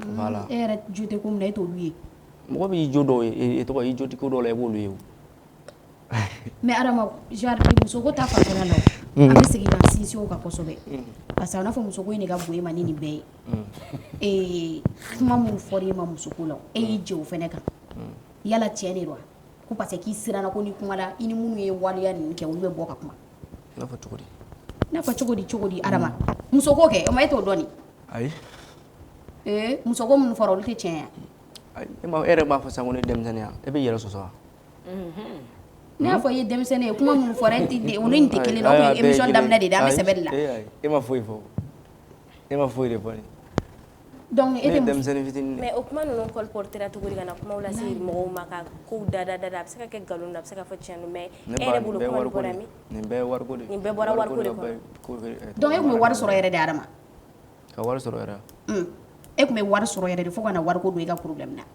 ne ka wari dama ma ma quoi donc wariko de jouer kan ta e ka wariko de nana ni nin bɛɛ wariko ma gêner ka wari tɛ si mɔgɔ kan sa donc ni fɛn fɛn e bɛ fɛ ka fɔ ni fɛn fɛn kɛla a bɛɛ ye wariko de voilà nin bɛɛ sɔrɔ wariko de nana ni nin fɛn ninnu bɛɛ ye quoi a bɛɛ donc u ye kalabanciya de kɛ e la donc ka intérêt personnel nɔfɛ i yɛrɛ b'a dɔn i ta ye nka a tɛ di quoi n'i ma sɔn n'i y'i ja kan fɛnɛ ko diyagoya e bɛ fɛ k'a sɔrɔ de ko wɛrɛ bɛ don a ko kɔnɔ i yɛrɛ ma segin ni min ye quoi kuma yɛrɛ banna quoi donc o la y'i yɛrɛ retire somɔgɔw fɛnɛ hakilina la olu fɛnɛ sɔnna e ka nin muɲu ni fɛn ma cɛkɔrɔba ma foyi fɔ cɛkɔrɔba yɛrɛ sɔnna nin ma ou bien fo ka na problème dɔ la i ni cɛkɔrɔba fɛnɛ cɛ dɛ cɛkɔrɔba jɔn cɛ i fa kɛ problème bɛ donnen n'o cɛ cogo di mais nin ko kɛra fa ma se ka réagir ya fa ma kuma réagir ka mun kɛ o ma fa da tɛ a carrière la o to ye sa wariko tɛ ne ni mɔgɔ kɛlɛ sa i bɛ taa ne ka milliard ye quoi ne tɛ kuma quoi ayi mais e yɛrɛ tɛ mais e somɔgɔ don e bɛ ka wari ɲini k'a di somɔgɔw de ma ou bien awɔ olu tɛ réagir ne y'a muɲu olu fɛnɛ b'a muɲu quoi e bɛ ka ɲini o de kan ne y'a muɲu olu b'a muɲu ayi a bɛ se ka kɛ olu bɛ ye sira dɔ kan a bɛ se ka kɛ muɲuni tɛ arranger olu bɛ se ka fara e kan ou bien olu bɛ se k'e bɔ fili la ka se k'a ko kɛlɛ ayi ne ko ne y'a muɲu u b'a muɲu o kuma balo sira wɛrɛ b'e bolo quoi sira wɛrɛ tɛ dɛ nin kuma yɛrɛ de banna quoi ne y'a muɲu u b'a muɲu quoi lui-même étant le concerné ninnu kɔfɛ o ale bɛ nin wari ye so n'ale y'a muɲu ka ban voilà e ye leçon jumɛn de tirer nin ko in yɛrɛ la e ye leçon jumɛn de tirer nin ko in yɛrɛ la bon ne tɛ leçon foyi tirer nin ko la quoi ko mɔgɔ kan ka kɛ ko fɛn o fɛn ɲɛnamaya la quoi i tɛ sa ne ma tɛmɛ o sira fɛ quoi bon ne tɛ ninnu filɛ foyi ye quoi e bolo y'a ne kɔni bɛ ɲɛnamaya la kɔni a bɛ ne kunkolo la fɛn bɛɛ min ya quoi mais ne n'a ye ɲɔgɔn ye bi e ka réaction bɛ kɛ cogo di an ka kɛ sisan manager bɛ ɲɛkɔrɔ sisan e mana a bɛ ɲɔgɔn fɔ wa foyi fo ne y'a ban ka tɛgɛ di ne ma ne t'olu ala o de y'a ko ne b'olu bila fɛnkɛ minɛ de ne ka ɲi ka tɛmɛ min fɛ ne bɛ tɛmɛ o fɛ sa ne ni mɔgɔ bɛ kɛlɛ sisan n'an ye ɲɔgɔn ye ne bɛ n tɛgɛ d'i ma quoi mais o sisan an ka kɛ e tun bɛ zigiri sisan i bɛ ka rap fɛnɛ kɛ dɛ ou bien e bɛ ka jumɛn de kɛ an ka mɛn k'i tun bɛ ka rap ne bɛ n togo la waati bɛɛ mais sisan an y'a wagati dɔ la zigiridalaw tun bɛ ɲɔgɔn kɔ kosɛbɛ u tun bɛ ka clash ni fɛnw bɛ ka ye zigirida milieu kɔnɔ ne tɛ clash kɛ ne tɛ mɔgɔ clash ne tɛ se mɔgɔ ma mɔgɔ ayi mais e m'a ye ya clash mun bɛ ka kɛ ne m'o ye e ma e tɛ TikTok kan ne b'a kan nka ne de m'a ye e ni zigiridala ɲɔgɔn tɛ ɲɔgɔn ye zigiridala ɲɔgɔn i n'a fɔ to aw ma ɲɔgɔn ye kɛ zigiridala aw bɛ ɲɔgɔn ye fan bɛɛ fɛ aw tɛ contact la bon o t'a bɛɛ ye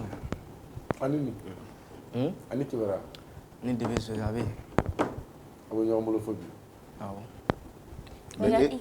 e yɛrɛ fɛ o komi nin bɛɛ kɛla nin bɛɛ tɛmɛna ka ban an y'a ye k'a fɔ i fana i tununnen don e yɛrɛ fɛ pour mieux décoller sisan pour que i ka kow daminɛ kura ye tuguni i bɛna mun de kɛ pour que vraiment tu puisses bien décoller o tɛ foyi baara ka bɔ baara ka ko dɔ de bɛ fara baara kan cɛsiri ni voilà i ye manager kura ta ayi non ne ni ka manager bɛ ɲɔgɔn ne ni ka manager bɛ ɲɔgɔn bolo toujours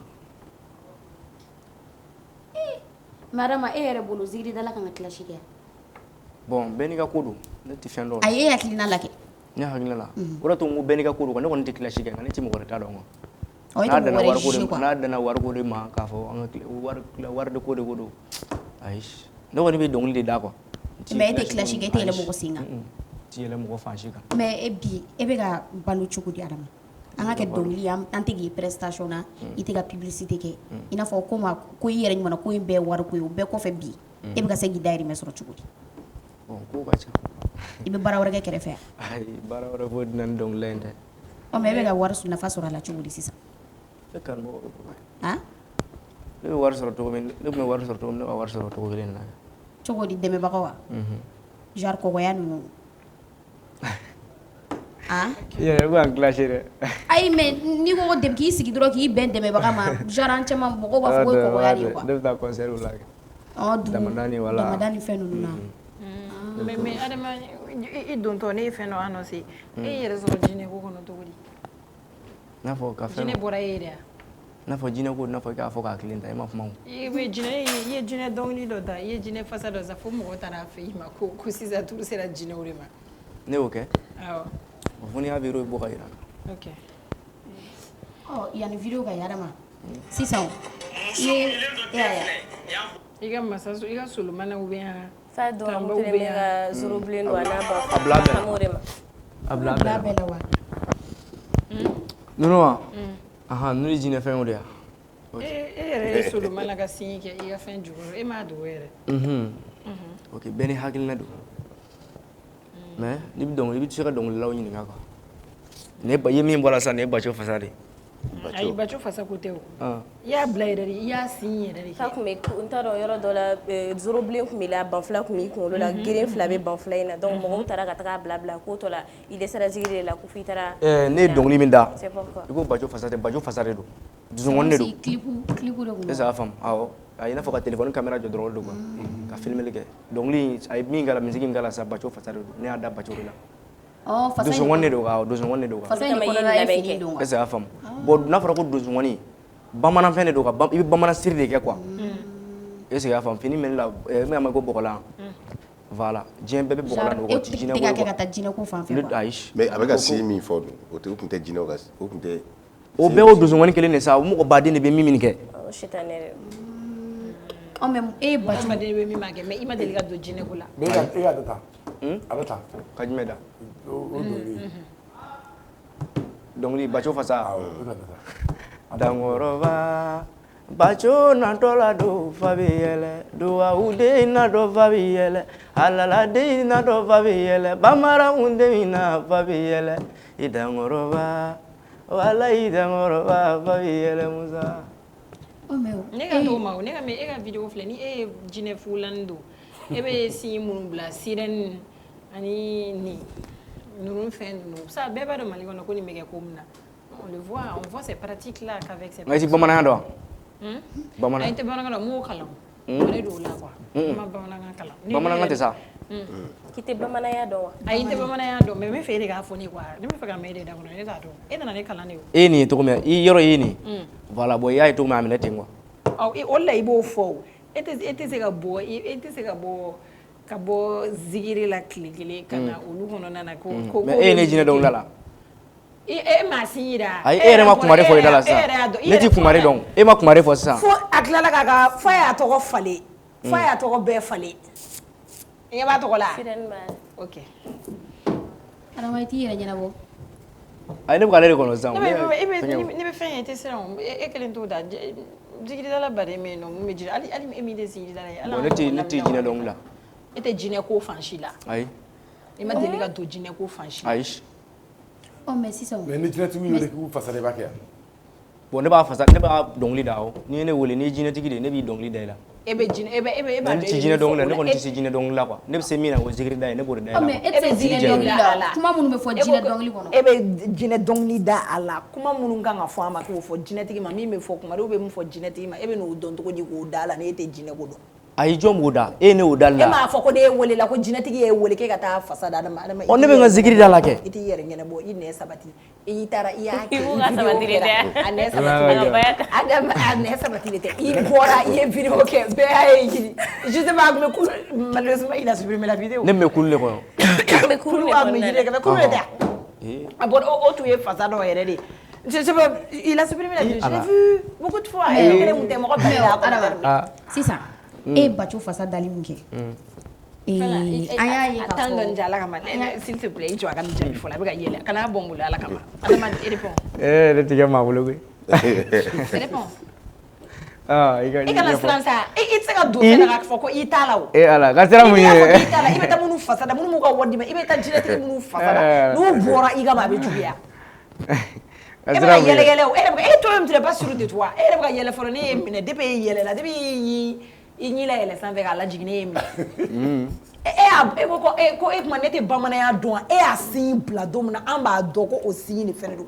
mɔgɔ mɔgɔ bɛ réseau sanfɛ mɔgɔ min fɛn fɛn ye ninnu ye I ye jɛ dɔnkilidala ye ou bien I ye ko wɛrɛ I b'a dɔn k'o de don sisan e ko bamananya ok bamananya la bamananya jumɛn la nin tun bɛ bamananya jumɛn la nin kɔrɔ bamanankan na ni signe c'est comme ça on fait frère a ka profil lajɛ tan ne don a bɛ voilà ni signe bɛ bamananya ni signe dɔ ni min ye a kɔrɔ bamanankan na ni dusu ne kɔni bɛ ne sitanɛ de ni signe normal yɛrɛ yɛrɛ c'est shaitan ni dusu bɔlen ka fɔ sisan yɔrɔ n'u u ɲagara ka ɲaga I commence à faire ça dɔw bɛ dugukolo kan dɔw bɛ ni signe fɛnɛ bɛ kuma fɛn caman kan mɔgɔw ka fɛnw tɛ kelen ye kun kɔni b'a la c'est comme ça kun de b'a la a kɛ kun de fana b'a la donc a tɛ kɛ kunna fugulan don o de kama u b'a kɛ tɛgɛ kelen a bere tun b'a bolo a fugulan tun b'a bolo a fini tun b'a la maa don zoro gilegiya zoro tun b'a la ka tila ka sɛbɛn o de tun b'a la ka tila k'a y'a la fɛnɛ fɛn fila kɔni don I bɛ bamananya la soit I bɛ jinɛko la o de bɛ kɔmɔ sɔn ne bamananya de fɔ ale fana ye bamanan e b'o bɛɛ dɔn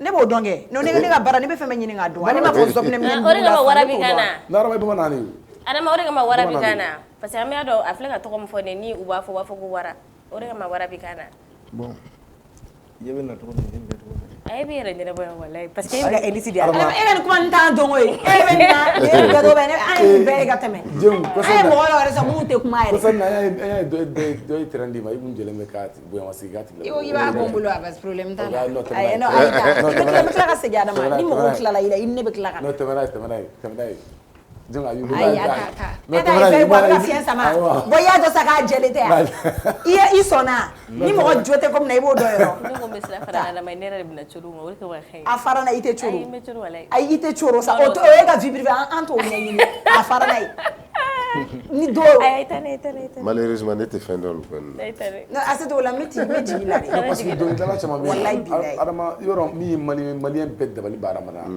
c'est à dire Adama ka dɔnkili min yɛrɛ y'a labɔ o de ye maliyɛnw touché trop parce que n'a sigi a ye a tigilamɔgɔ bɛ ka dɔnkili la k'a bɛ ka ba de ɲini ou bien fɛn ninnu a ye Mali b'a dɔn maliyɛn bɛ hinɛ trop donc o ye mɔgɔ touché mais après Adama tila ka dɔnkili dɔw yɛrɛ bɔ dɔnkili minnu kɛri trop n'a dɔnkili diyara mɔgɔ ye kojugu maintenant succès n'a ko a ɲagamina Adama bolo Adama ma se ka kuma Adama ma se ka yɛrɛ ɲɛnabɔ fo ka Adama kɛ ka sigi ten k'i ba kun o y'a sɔrɔ denmisɛnninya de b'a la merci donc a filɛ yɔrɔ min na sisan il est temps a bɛ minnu dɔn a ka ɲɛfɔli kɛ pour que mɔgɔ bɛ se k'a faamuya hali bi parce que mɔgɔ caman de bɛ yen nɔ minnu bɛ k'i ɲini ne yɛrɛ bɛ tilen ka wele téléphone na i b'a kalama ne b'a kalama hali sini mɔgɔ dɔ bɛ ne ɲininka n'u ye Adama don donc pour que i ka ɲɛfɔli kɛ olu ka se k'i faamu f'i ka kuma gɛlɛya min y'i sɔrɔ degun min y'i sɔrɔ n'i y'o ɲɛfɔ olu ɲɛna peut-être que olu bɛ se ka segin kɔ k'a dɔn ja Adama tunukun tun ye nin de ye a ma se détail bɛɛ de ka fɔ voilà i bɛ a fɔ globalement dɔrɔn u k'a faamu k'a dɔn min i ɲɛma tunu la parce que caman mɔgɔ bɛ ka min bɛ ka fɔ a fɔra ko muso ko b'a la kelen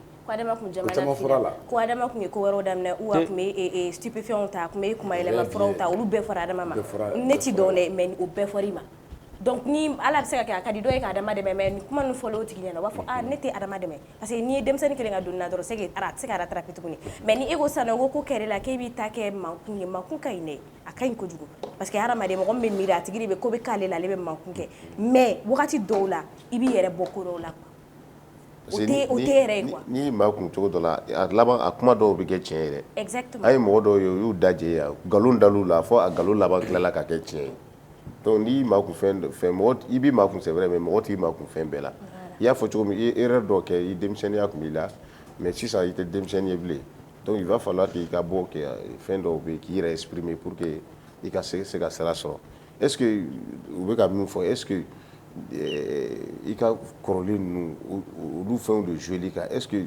mɔgɔ bɛ se ka da e yɛrɛ Adama na sisan wa k'a fɔ ko parce que fɛn caman bɛ ni mɔgɔ y'i ka fɛn kɔrɔlen ta dɔrɔn e Adama fako ni fɛnw nana est ce que mɔgɔ bɛ se ka da e bɛ se ka mun de yira mɔgɔ la min b'a to mɔgɔ ka da i la kura ye tuguni. tɛna ten dɛ ko parce que a tɛna ten dɛ confiance tɛna ten dɛ souvent ni confiance taara siɲɛ kelen de don quoi n'a taara dɔrɔn a na man di. o ye tiɲɛ mais fɛn min yɛrɛ ye ne yɛrɛ dɔn o dɔnkili de ye o bɛɛ bɛ kuma kelen. Comment les places là? En introduction, il y a développement. Mais est-ce que vous avez un ça? Si ça veut dire que mais pourquoi il y a donc c'est ça pourquoi? Communication communication de budget quoi. Mais quoi tu corromps? Oui. Elle de compte corrompt les boulots. Bon, doit un boulot t'es là.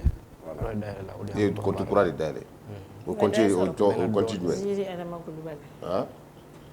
On continue. Ziri Adama Koulibaly. Continue à introduire pour donner ballon minka. Ah, au table ouais facile. Bon, il a plus de 400 000 abonnés. Nina. Parce que pour lui, il dit pas de $1000 là, Et la structuration de Adama, est-ce que Morobe boulot nous béga communication que il frère? Parce que artiste quand entouré ni Moromune c'est pas Aramadia kadire Moroba faut que no do mana fendro bu balmadota kadala et tout alors que artiste quand manandi kanyeri artiste quand structuré kanyeri est-ce que structuré no kanyeri appareil manandi est-ce que Morobe boulé que les menga mun en place il a communication kama mun be démarche qui il a taka partir na nini ou autre chose est-ce que les mogo kia ah c'est ça. Au cas là, c'est ça. Abogati Jolpo. Bon, mais la vie sans dame. Sans dame. Mais non, t'es qu'à beaucoup là, pourquoi? Communication plateforme. Voilà, bon. Vu, bon, on t'a donné un peu de communication, t'as fait un peu la photo. La population, on le met. Communication, il n'a fait un manager de boulot actuellement. Il n'y a pas de Boadjalo. Le passage en a fait. Mais avec un séqué, est-ce que il y a question me poser pour ça? Ça dit, artiste qui m'a dit qu'il faut communication claire au début. Staff doit obéir communication de comment. Il faut nous be masunya mo be amateur kunda baraka do kunda nous be se a jesse jemo ko se ala soro suno donc lu be ka bo me ate ki na fo corner ya to ko quoi ouais o te ga ale kame o do ma na soro mo be ni yara dado mi son population meken o yere wala Boadjalo o wa o mo ko wale bolo quoi ni hene mo ko mi population meneke mais il faut être bien structuré. Aou nyina ko faraka ko sebe ko suno tala min be ela be se ka fo ko manaka to ko to mo doit se relever encore mieux mais ma relever kanye ça on va pas transverser là-dessus fendo bi dial ça quoi donc structuration ni kanye ni ko kite kuma kita fo ko min kera oui tu es libre au bénéga choix mais au jour d'aujourd'hui qui est bla straka qui est bla raika pour que adama ga se ka faire encore le récupérer structurer kanye c'est très important quand même il est bien avant de parce qu'elle ça doit son boulot là vous donne dima Khadijatou.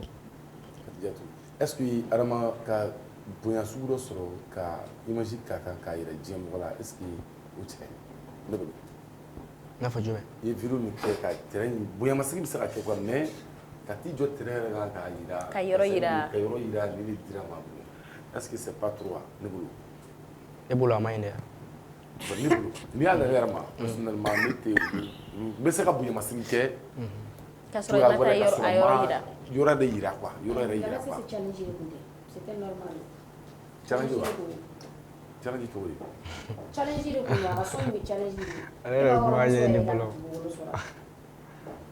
fasada mi challenge ko ga to ni kana ko ga challenge ke ko ah ouais muso c'est la dame muso mu kumeka ah ok j'ai compris maintenant muso de dugolo si abi dugolo ko bara de ke quoi donc na ka dugolo yira ko mo abi na challenge do blani mo mo ne yake ni gaina dugolo be dima et puis muso yara ko dugolo yira ka ba donc au parti ça peut-être c'est ça madame amune be jebi ko bila bon mo ko mo la bon jumɛn de b'i jɛ bon e yɛrɛ ba bɛ mɔgɔ jɛ e ma e mɔgɔ bɛ mun na mɔgɔ de fɔlɔ dɛmɛbagaw ko dɔrɔn dɛmɛbagaw hali bi dɛmɛbagaw quoi studio ko la bon studio ko b'o la bɛɛ b'o la quoi mais minɛnw b'i bolo min bɛ kɔɲɔ ninnu kɛ ni fɛn ninnu awɔ i y'o minɛnw sɔrɔ o dira Mali baba a bɛ Abidjan Adama équipé le oui Adama il a presque tout hein Adama est bossé Adama il a l'argent auto et peu Adama ni mo bi la mse yi ga téléphone soro numéro soro a bɛ sɔrɔ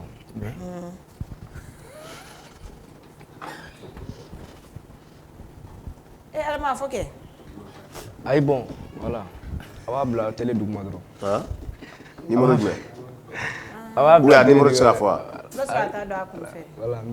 Voilà, ok. D'accord, Adama, il veut donc lindo d'ailleurs, ani ame kuma kunche kuma dima.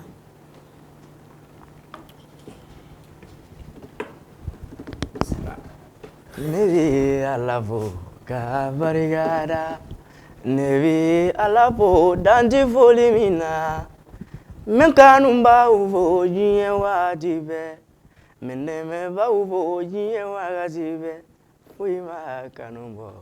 Jafoye madia nyebo kanunye bali oti kanuno sadara kanuna dugu dara kanuna alaga kanundunye adama kanumau aga kanundi arai mi alafo dande foli minna nebe mfa ufo wakati be nebe mba ufo wakati be nebe nkoro ufo jiye wakati be mindoko numfo jiye wakati be nala efe minge o kera bana. Adama iga kuma kunche kuma ye jume. Min kanubaga bɛɛ lajɛlen fo min fa fo ka n ba fo ka segin ka o yɛrɛ fɛnɛ fo panda aw bɛɛ folen don bɛɛ lajɛlen. Merci beaucoup, c'était un plaisir de te recevoir sur le Club Plaisir à nous la télé. On se retrouve ici à demain, même heure, même chaîne. Bye. Un espace multiservice érigé majestueusement en plein cœur de Bamako, rien que pour votre confort. Style, qualité et commodité, c'est bien le groupe Commerce. Et oui, au groupe Commerce, vous trouverez pour votre intérieur des fauteuils ultra modernes, des chambres complètes, des cuisines complètes, des tapis, des carrelages qui répondent aux normes standards et des sanitaires qui sont dans l'air du temps. Le groupe Commerce est une batterie d'hommes et de femmes avec à sa tête Abdoulaye El Hadji Maïga qui pense qu'en plus de vos demeures, vos lieux de travail doivent aussi refléter la qualité et le design. C'est pourquoi tout l'immobilier de vos bureaux, absolument tout se trouve chez nous. Vous pensez avoir tout entendu? Tech Transformator, ça vous parle? Eh bien, le groupe Commerce est le seul représentant de cette grande marque au Mali. Grâce à Commerce, le Mali respire, l'Italie, l'Espagne et la Turquie, car tous nos meubles et nos carreaux viennent de ces trois pays. Je n'en dis pas plus, je vous invite à venir voir par vous-même. Nous sommes à Amdalaï Assey 2000. Vous pouvez également appeler au 70 18 76 76, au 76 25 25 96 ou au 70 18 79 79 pour être davantage édifié. Une bonne journée réussie dépend d'une bonne nuit de sommeil. Et le groupe Commerce a ce secret, que votre tête soit posée sur les coussins de nos lits ou de nos fauteuils. Groupe Commerce, le commerce malien de l'espoir. Et tout le Mali te dit merci. Après une année de succès, le complexe scolaire Maître Bidi Traoré est ravi d'annoncer l'ouverture des inscriptions pour l'année scolaire 2025-2026. La rentrée est prévue pour le lundi 29 septembre 2025. Au complexe scolaire Maître Bidi Traoré, nos enseignants sont reconnus pour leurs compétences pédagogiques exceptionnelles et leur capacité à écouter attentivement les besoins de chaque élève. Nous nous engageons à offrir une éducation complète qui favorise la croissance physique et intellectuelle de nos élèves. Pour assurer le bien-être de nos élèves, nous mettons à leur disposition une cantine proposant une cuisine malienne et internationale variée. De plus, nos dortoirs sont équipés de commodités relaxantes permettant aux élèves de passer leur pause et leur temps d'attente jusqu'à 17h de manière agréable. À noter que les inscriptions se feront au sein de l'établissement du lundi au vendredi de 8h à 16h. Pour toute information complémentaire, veuillez nous contacter au 93 65 81 87 ou au 70 70 80 38. Le complexe scolaire Maître Bidi Traoré s'est éduqué pour assurer un avenir meilleur. Battle Kene, l'émission de danse pendant ses vacances tous les samedis à 20h sur M7 TV. Venez vibrer au rythme de Battle Kene, le concours de danse où 10 équipes s'affronteront chaque semaine dans des duels explosifs.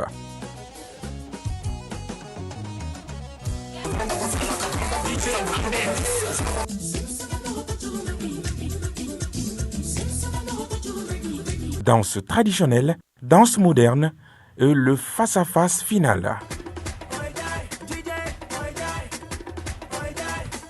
L'enregistrement en public tous les samedis dans la cour du groupe Renouveau à 18h, avec un jury d'exception pour départager les talents. Isiaka Traoré Boutelezi, Cheikh Karambe, Modibo Keita et Djigi Kouyaté. Battle Kene, présenté par Fousseni Kamara, Di Djemadjigi et Yuma Diallo. Battle Kene pendant les vacances, la danse prend le pouvoir sur M7 TV.